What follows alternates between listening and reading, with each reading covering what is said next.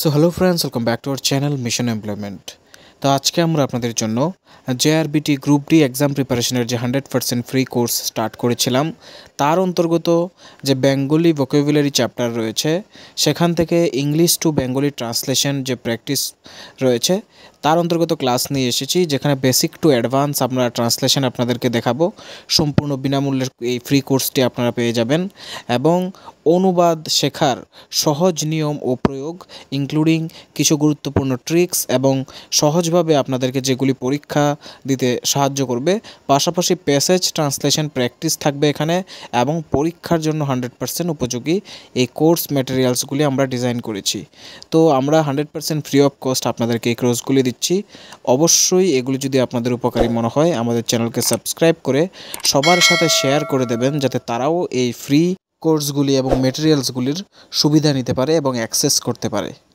So একটা অঙ্ক করতে গেলে যেমন প্রথমে আমাদেরকে সেই অঙ্কের সূত্র সম্বন্ধে জানতে লাগবে, না হলে আমরা অঙ্কটি করতে পারবো না।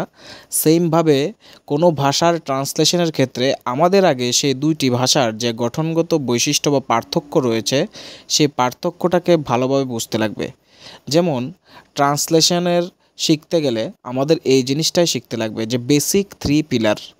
আমাদের আগে সাবজেক্ট মানে যে কাজ করছে কর্তা, তারপর যে ভার্ব মানে ক্রিয়া বা কাজ বোঝায়, তারপরে যে অবজেক্ট যার উপর কাজ হয়, এই 3টা বেসিক পিলারের যে ডিফারেন্স রয়েছে দুটো ভাষার মধ্যে সেটা বুঝতে লাগবে। যেমন উদাহরণ, আমি ভাত খাই, সেটা যদি আমরা ইংরেজিতে লিখি তাহলে কিন্তু লিখব আই ইট রাইস। এখানে আমি হচ্ছে সাবজেক্ট আর ইংরেজিতে বলি আই, আর খাই মানে হচ্ছে ভার্ব, এবার ইংরেজিতে সেটা হচ্ছে ইট, এবং যে ভাত মানে অবজেক্ট সেটা কিন্তু ইংরেজিতে rice. So I eat rice এটা হচ্ছে ফার্স্ট এক্সাম্পল। এবং সেকেন্ড এক্সাম্পলে যদি দেখি তবে হচ্ছে তুমি বই পড়ো, ইউ রিড এ বুক। এখানে যে বোঝার মতো অবস্থা হচ্ছে, আমরা দেখেই বুঝতে পারছি যে বাংলা ভাষায় ভার্ব কিন্তু শেষে থাকে এবং ইংরেজি ভাষার ক্ষেত্রে ভার্ব মাঝখানে থাকে। মানে বাংলার গঠন যদি দেখি তাহলে সাবজেক্ট, তারপরে অবজেক্ট এবং তারপরে ভার্ব, আর ইংলিশের ক্ষেত্রে সাবজেক্ট, তারপরে সেকেন্ডে ভার্ব আসে এবং লাস্টে অবজেক্ট আসে। এই যে বললাম আই ইট রাইস, এখানে ইট যে ভার্বটা এটা কিন্তু মিডলে, আর যে বাংলার ক্ষেত্রে আমি ভাত খাই এক্ষেত্রে কিন্তু ভার্ব খাই এটা কিন্তু লাস্টে। সো এটা হচ্ছে বেসিক ডিফারেন্স, যেটা আমাদের বুঝতে লাগবে কোনো ভাষার ট্রান্সলেশন করতে গেলে। এবং বাংলা টু ইংলিশ ট্রান্সলেশনের ক্ষেত্রে এই যে সূত্রটা এটা খুব ইম্পর্ট্যান্ট, এবং আমাদের যদি এটা জানা থাকে তবে আমরা এই দুইটা ভাষা অনায়াসেই এক একটি বাক্য ট্রান্সলেট করতে পারবো। তো বন্ধুরা, আমরা যখন ট্রান্সলেশন দেখব তখন আমরা বেসিক সেন্টেন্স ট্রান্সলেশন থেকে স্টার্ট করছি, যেখানে আমরা প্রথমে প্রেজেন্ট ইনডিফিনিট টেন্সের ট্রান্সলেশনটা দেখব। তো স্ট্রাকচার আমরা অলরেডি আপনাদেরকে বলে রেখেছি, ইংলিশে subject plus verb, base form, then s বা ইয়েস যোগ হয়, তারপরে অবজেক্ট থাকে। এবং বাংলার ক্ষেত্রে প্রথমে থাকে সাবজেক্ট মানে কর্তা, তারপরে থাকে যে অবজেক্ট এবং তারপরে থাকে ভার্ব মানে স্থান পরিবর্তন হয়। বাংলা অর্থে বর্তমানে ঘটে এমন কাজ বোঝালে সেটা প্রেজেন্ট ইনডিফিনিট টেন্সে বোঝাবে। এবার যে এক্সাম্পল আমরা দেখি, আই রিড বুকস মানে আমি বই পড়ি। এক্ষেত্রে লক্ষণীয় যে আই রিড বুক, এক্ষেত্রে আই মানে আমি, রিড মানে পড়ি, আর বুক মানে বই। তো বাংলাতে এটা কিন্তু আমি পড়ি বই এইরকম না, বাংলাতে হচ্ছে আমি বই পড়ি। তো এটা হচ্ছে বেসিক ডিফারেন্স, যেটা আমরা এতক্ষণ ধরে আপনাদেরকে বোঝাতে চাইছি। আশা করি আপনারা এটা ইজিলি বুঝতে পারছেন। নেক্সট দেখছি হি ইটস রাইস মানে সে ভাত খায়, এবং উই প্লে ফুটবল মানে আমরা ফুটবল খেলি। তারপর শি সিংস ওয়েল সে ভালো গান গায়, এবং দেন দে গো টু স্কুল মানে তারা স্কুলে যায়। ঠিক আছে, এবং নেক্সটে you are a writer, you write a letter. এখানে তুমি একটি চিঠি লেখো, এবং তারপর রয়েছে the sun rises in the east, so সূর্য পূর্ব দিকে উঠে। এবং 8 নম্বরটিতে অপশানে যে birds fly in the sky মানে পাখিরা আকাশে উড়ে। ইম্পর্ট্যান্ট রুলস যা বেসিক লেভেলে আপনাদেরকে বুঝতে সহযোগিতা করবে, হি, শি অথবা ইট বা কোনো কিছু নেম থাকলে ভার্বের শেষে এস বা ইএস বসে, যেমন হি গো, গোর সাথে ইএস বসেছে, হয়েছে হি গোজ। শি ইটস, ইটের সাথে অ্যাস প্লাস হয়েছে, এবং ইট ওয়ার্কস, ওয়ার্কসের ক্ষেত্রেও ওয়ার্কের সাথে কিন্তু অ্যাস প্লাস হয়েছে। So she he it name থাকলে ভার্বের শেষে এস বা ইএস বসে।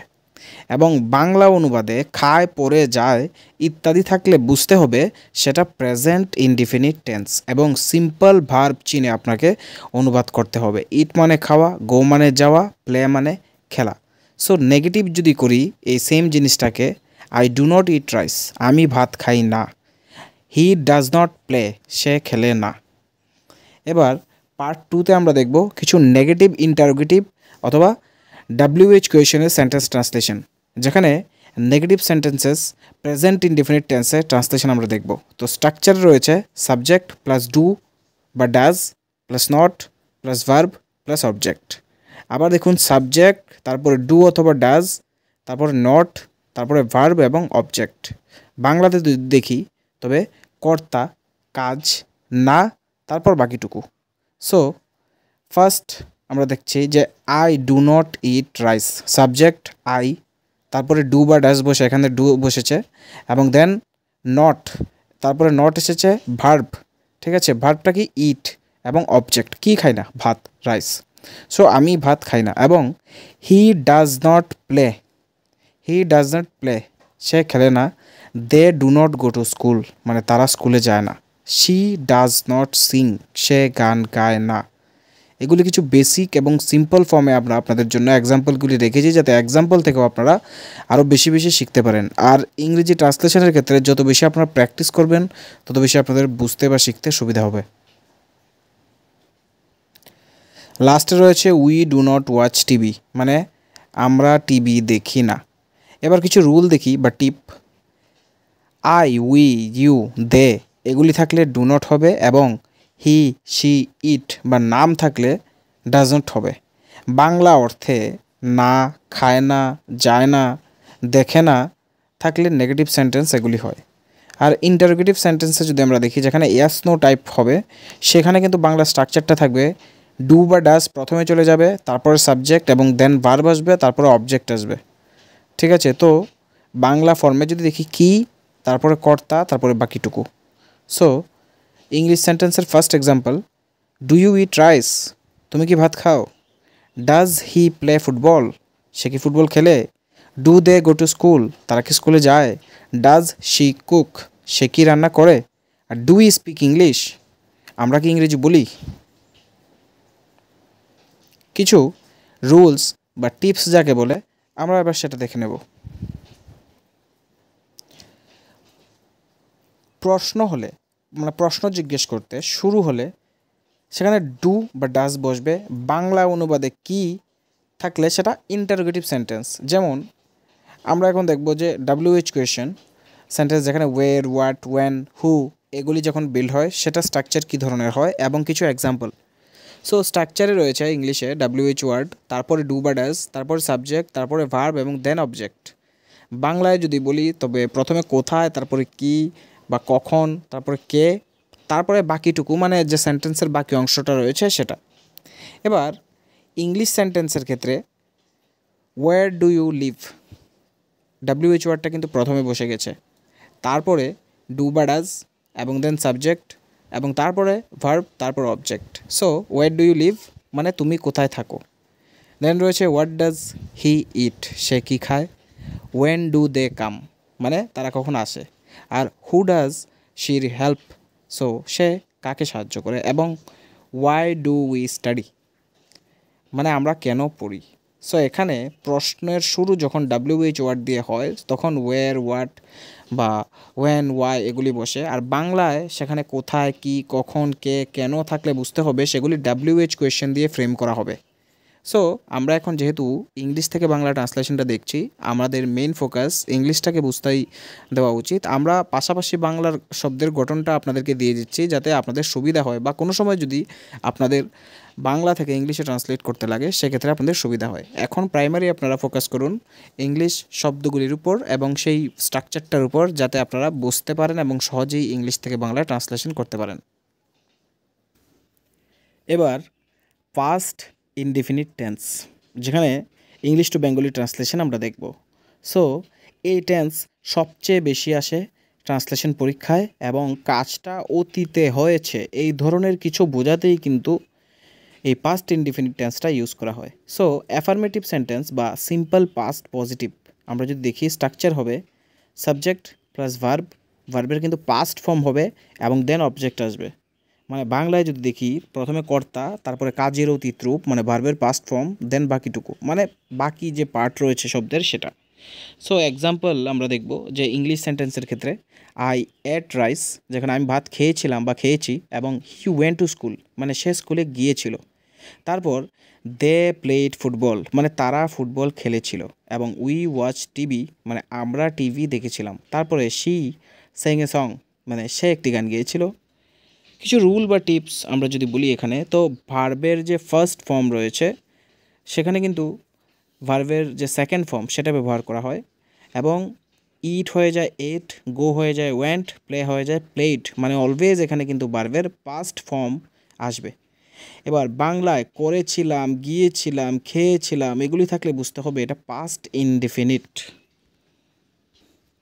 এবার যে সিম্পল পাস্ট নেগেটিভ বা নেগেটিভ সেন্টেন্সেসগুলি রয়েছে এখানে সেগুলি একবার দেখব। স্ট্রাকচারের ক্ষেত্রে সাবজেক্ট, দেন ডিড নট আসবে, দেন ভার্বের বেস ফর্ম, তারপর অবজেক্ট আসবে। মানে বাংলার ক্ষেত্রে কর্তা, তারপরে কাজ না করছিল বা করে নাই এই ধরনের কিছু থাকবে। সো ইংলিশে আমরা দেখে নিচ্ছি কিছু শব্দ, যেমন I did not eat rice, আমি ভাত খাইনি, he did not go to school, সে স্কুলে যায়নি, দে ডিড নট প্লে, তারা খেলেনি, we did not watch the movie, আমরা সিনেমা দেখিনি, শি ডিড নট সিং, সে গান গায়নি, এই ধরনের। সো এখানে যে রুলটা রয়েছে did not plus base verb, এবং বাংলায় করেনি, যায়নি, খায়নি থাকলে বুঝতে হবে নেগেটিভ পাস্ট টেন্স, মানে যেখানে প্রশ্নবোধকগুলি রয়েছে বা মানা করা হয়েছে এই ধরনের শব্দের ক্ষেত্রে আমরা নেগেটিভ ওয়ার্ডটাই ইউজ করি। এবার ইন্টারোগেটিভ সেন্টেন্স মানে পাস্ট ক্ষেত্রে যেখানে ইয়েস ও নো দিয়ে কোয়েশ্চেন বিল্ড করা হয়, যেখানে স্ট্রাকচার থাকবে ডিড প্লাস সাবজেক্ট প্লাস ভার্বের যে বেস ফর্ম রয়েছে এটা, এবং দেন থাকবে অবজেক্ট এবং একটা কোয়েশ্চেন মার্ক থাকবে। বাংলায় যদি বলি তাহলে কর্তা কী করেছিল, কি বা কে করেছিল, সেই ধরনের স্ট্রাকচারটা থাকবে। আমরা আরও ডিটেলে বুঝবো এখন বাকিটা। ইংলিশ সেন্টেন্সে দেখুন, ডিড ইউ ইট রাইস, তুমি কি ভাত খেয়েছিলে? Did he go to school, সে কি স্কুলে গিয়েছিল? ডিড দে প্লে মানে তারা কি খেলেছিল? আর ডিড শি কাম হেয়ার, সে কি এখানে এসেছিল? আর did we watch the match মানে আমরা কি খেলা দেখেছিলাম? সো রুল বা টিপস যদি বলি, ডিড দিয়ে শুরু হলে সেখানে প্রশ্নবোধক আসবে, এবং ভার্ব থেকে যা বেস ফর্মে মানে যেটা ইট গো কাম বেস ফর্মেই থাকবে, কোনো ধরনের ফর্ম তার চেঞ্জ হবে না।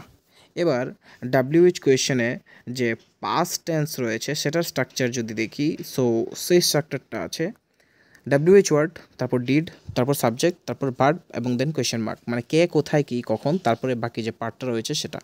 সো ইংলিশ সেন্টেন্সের ক্ষেত্রে হোয়ার ডিড হি গো মানে সে কোথায় গিয়েছিল, বা হোয়াট ডিড শি ইট মানে সে কি খেয়েছিল, ওয়েন ডিড দে কাম তারা কখন এসেছিল, আর ওয়াই ডিড ইউ ক্রাই তুমি কেন কাঁদছিলে, এবং হু ডিড ইউ সি তুমি কাকে দেখেছিলে। সো গেল এই পার্ট, এবং ফোর্থ পার্টে দেখব ফিউচার ইনডিফিনিট টেন্স, যেটা ইংলিশ টু বেঙ্গলি ট্রান্সলেশনে আমাদেরকে অনেকটাই হেল্প করবে। এগুলি আমরা একদম ডিরেক্টলি আপনাদেরকে প্যাসেজ বা ট্রান্সলেশন দেখালে পারতাম, বাট আমরা যে শব্দ কিভাবে ট্রান্সলেশন হয় তার বেসিক ফর্মটা আপনাদেরকে বোঝানোর জন্য, যাতে আপনারা ইজিলি কিভাবে ট্রান্সলেশন হয়েছে, কেন ভার্বটা আগে গেছে ইংলিশের ক্ষেত্রে, বাংলার ক্ষেত্রে পিছিয়ে গেছে, এইগুলি ইজিলি বোঝানোর জন্য আপনাদেরকে কিন্তু প্রত্যেকটা ওয়ার্ড ভেঙে ভেঙে তাদের যে ফর্মস রয়েছে, কোন ফর্মে কিভাবে ওয়ার্ডগুলি স্ট্রাকচার থাকে সেগুলি আপনাদেরকে বোঝানোর চেষ্টা করছি। আশা করছি এগুলি আপনাদের এক্সামে অনেকটাই কাজে আসবে। সো যদি ভিডিওগুলি ভালো লাগছে অবশ্যই লাইক, কমেন্ট, শেয়ার করে সাবস্ক্রাইব করে আমাদেরকে সাপোর্ট করবেন, বিকজ আমরা অনেকটাই হার্ডওয়ার্ক করে আপনাদের জন্য এই কোর্সেসগুলি রেডি করে থাকি, যাতে ইজিলি আপনাদেরকে বোঝানো যায় এবং আপনারা এখান থেকে কিছু একটা পেতে পারেন। সো ফিউচার ইনডিফিনিট টেন্সের ক্ষেত্রে ইংলিশ টু বেঙ্গলি ট্রান্সলেশন যদি আমরা দেখি, ভবিষ্যতে যা হবে সে কাজ বোঝাতে এই টেন্স ব্যবহৃত হয়, এবং কিওয়ার্ডস আমরা যদি নোট করে রাখি, tomorrow, later, next day, soon, will, shall এগুলি ইউজ করা হয়। এবং অ্যাফার্মেটিভ সেন্টেন্সের ক্ষেত্রে যে স্ট্রাকচার থাকে subject, will, verb, then object, মানে বাংলায় কর্তা কাজ করবে নাকি করবে না, এবং তারপরে বাকিটা থাকবে। সো ইংলিশটা দেখবি যে আই উইল গো মানে আমি যাব, হি উইল ইট রাইস সে ভাত খাবে, দে উইল কাম টুমোরো তারা আগামীকাল আসবে, শি উইল সিং সে গান গাইবে, we will watch the movie আমরা সিনেমা দেখব। এখানে কিন্তু আমরা দেখবো এই জিনিসটা বোঝানো হচ্ছে, মানে আমরা এই জিনিসটা করব, এখনও করিনি, আমরা করব। নেগেটিভ সেন্টেন্সের ক্ষেত্রে কীভাবে হবে, স্ট্রাকচার উইলটা ঠিকই থাকবে, তারপরে নটটা অ্যাড হয়ে যাবে এবং ভার্ব তারপর অবজেক্ট থাকবে। So I will not go আমি যাব না, হি উইল নট ইট সে খাবে না, দে উইল নট কাম তারা আসবে না, শি উইল নট সিং সে গান গাইবে না, উই উইল নট প্লে আমরা খেলবো না। আশা করি খুব ইজি লাগছে। এবং দেন রয়েছে ইন্টারোগেটিভ সেন্টেন্সের ক্ষেত্রে স্ট্রাকচার যদি দেখি তবে will plus subject plus verb plus object then question mark থাকবে, মানে বাংলায় কর্তা কী করবে তা বোঝানোর জন্য। English sentence will you come তুমি কি আসবে, উইল হি ইট সে কি খাবে, উইল দে প্লে তারা কি খেলবে, উইল শি সিং সে কি গান গাইবে, আর উইল উই গো আমরা কি যাব, এই ধরনের সেন্টেন্সগুলি বোঝায়।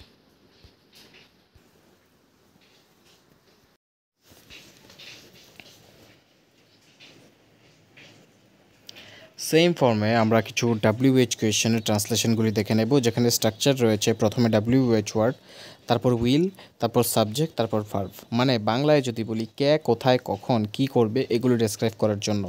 সো এখানে রয়েছে ওয়েন উইল ইউ কাম মানে তুমি কখন আসবে, হোয়াট উইল হি ইট মানে সে কী খাবে, আর ওয়্যার উইল দে গো মানে তারা কোথায় যাবে, আর ওয়াই উইল শি ক্রাই সে কেন কাঁদবে, এবং হু উইল হেল্প ইউ কে তোমাকে সাহায্য করবে। এবার পার্ট 5-এ দেখব কিছু মিক্সড টেন্স ট্রান্সলেশন প্র্যাকটিস, যেগুলি আপনাকে ইংলিশ টু বেঙ্গলি ট্রান্সলেশন অনেকটাই হেল্প করবে, এবং সব মিলিয়ে একটি অনুবাদ প্র্যাকটিস যা আপনাদেরকে এক্সাম ওরিয়েন্টেড প্রিপেয়ার করবে, এবং কিছু একদম পরীক্ষায় আসবে বা পরীক্ষায় এসেছে এই ধরনের কিছু ট্রান্সলেশন প্র্যাকটিস আমরা এখানে করব। আর আমরা কিন্তু সরাসরি আপনাদেরকে বেঙ্গলি বা ইংলিশে একটা প্যাসেজ দিয়ে সেটা ট্রান্সলেশন করে দেখাতে পারতাম। আমরা আপনাদেরকে যে ওয়ার্ডের স্ট্রাকচারটা রয়েছে একদম ডিটেল অ্যানালাইসিস করে দেখিয়েছি, বা আমরা বোঝাতে চেয়েছি যে ওয়ার্ড ট্রান্সলেশন কীভাবে হয়, কি বেসিক রুলস রয়েছে। কারণ আপনি যদি অঙ্কের সূত্র না জানেন তবে আপনার কাছে অঙ্কটা খুব টাফ লাগবে। সেম ওয়েতে আপনার যদি কোনো একটা ভাষার যে গ্রামাটিক্যাল স্ট্রাকচার রয়েছে তার নলেজ আপনার না থাকে, তবে আপনি যখন ট্রান্সলেশন করতে যাবেন আপনার কাছে অনেকটাই টাফ লাগবে, এবং আপনি ট্রান্সলেশন জানা থাকলেও যে ভার্বের প্লেস রয়েছে, সাবজেক্টের প্লেস রয়েছে, সেগুলি যদি ভুল জায়গায় রাখেন তবে কিন্তু আপনার ট্রান্সলেশন ভুল। সো এই কারণেই আমরা একদম প্রতিটা শব্দের কোথায় উইল, কোথায় উড, কোথায় ইজ, কোথায় আর হবে একদম স্ট্রাকচার ভেঙে ভেঙে দেখেছি, যাতে আমরা যখন ট্রান্সলেশন করব তখন ট্রান্সলেশন করলে কী কারণে ভার্ব বা সাবজেক্টটা স্থান পরিবর্তিত হয়েছে দুটো ভাষার ক্ষেত্রে আমাদের কাছে ক্লিয়ার একটা নলেজ থাকে, ক্লিয়ার একটা ইমেজ আমাদের কাছে থাকে, এবং আমরা সেটা বুঝতে পারি। এই কারণেই আমরা আগে যে গ্রামাটিক্যাল স্ট্রাকচার রয়েছে সেটা আপনাদের সামনে তুলে ধরেছি। আশা করি এগুলি আপনাদের কাছে হেল্পফুল মনে হচ্ছে, আপনাদের পরীক্ষায় কাজে আসবে, এবং আপনাদের সহযোগিতা করার জন্যই কিন্তু আমরা এগুলি স্টাডি করে আপনাদের জন্য তৈরি করেছি, যেখানে সম্পূর্ণ বিনামূল্যে আমরা এগুলি আপনাদের জন্য নিয়ে আসছি, এবং সাপোর্ট হিসাবে আপনাদের থেকে লাইক, কমেন্ট, শেয়ার এবং সাবস্ক্রিপশন চাইছি। আপনারা অবশ্যই সাবস্ক্রাইব করে দেবেন, লাইক করে দেবেন, কমেন্ট করবেন কোনো কিছু কোয়েশ্চেন থাকলে, এবং শেয়ার করে দেবেন সবার সাথে, যাতে তারা সবাই এই ধরনের ফ্রি অফ কস্ট ম্যাটেরিয়ালগুলি বা ক্লাসেসগুলি অ্যাক্সেস করতে পারে।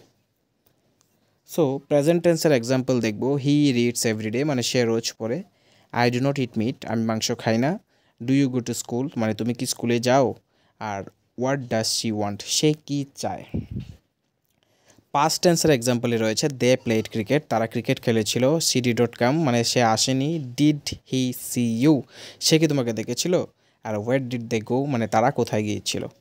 ফিউচার টেন্সের এক্সাম্পল যদি দেখিস তবে আই উইল কল ইউ মানে আমি তোমাকে ফোন করব, আর he will not come tomorrow মানে সে আগামীকাল আসবে না, আর উইল দে হেল্প আস তারা কি আমাদের সাহায্য করবে, হোয়াট উইল ইউ ডু তুমি কি করবে।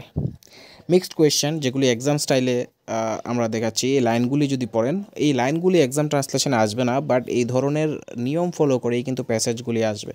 So Ram went to the market Ram বাজারে গিয়েছিল, she is a good singer সে একজন ভালো গায়িকা, we will meet next week আমরা আগামী সপ্তাহে দেখা করব, এবং আই ডোন্ট নো হিম আমি তাকে চিনি না, did he tell the truth সে কি সত্যি বলেছিল, আর ওয়ার ইজ মাই প্যান আমরা সরি আমার কলম কোথায়। সো এখন আপনারা ক্লিয়ার যে কেন ইংরেজির ক্ষেত্রে পেনটা লাস্টে আছে এবং বাংলা ট্রান্সলেশনে যে কলম সেটা মিডলে আছে, কেন সাবজেক্টের বা ভার্বের যে স্থান পরিবর্তন হয় সেটা বাংলা এবং ইংরেজির ক্ষেত্রে কী ধরনের বৈশিষ্ট্যগত ট্রান্সলেশন রয়েছে মানে স্থান পরিবর্তনের ক্ষেত্রে, আর আগে পিছে কেন হয় এটা যে ভার্বার সাবজেক্ট। আপনাদের কাছে পুরো কনসেপ্টটা আশা করি এখন ক্লিয়ার। যদি ক্লিয়ার না হয় আরেকবার আপনার প্রথম থেকে ভিডিওটা এখন পর্যন্ত রিপিট করে দেখতে পারেন। আশা করি 1-2বার দেখলে আপনাদের কাছে এটা ক্লিয়ার হয়ে যাবে প্রথমবারে যদি অসুবিধা হয়। আর আমাদের কমেন্ট বক্স টেলিগ্রাম চ্যানেলে জয়েন হয়ে যাবেন। বিভিন্ন কোয়েশ্চেন বা কোয়েরি থাকতেই পারে, আমরা আশা করব বা চেষ্টা করব সেগুলি আপনাদের কোয়েরিগুলিকে মানে বুঝিয়ে দেওয়ার জন্য বা সেগুলিতে রেসপন্স করার জন্য।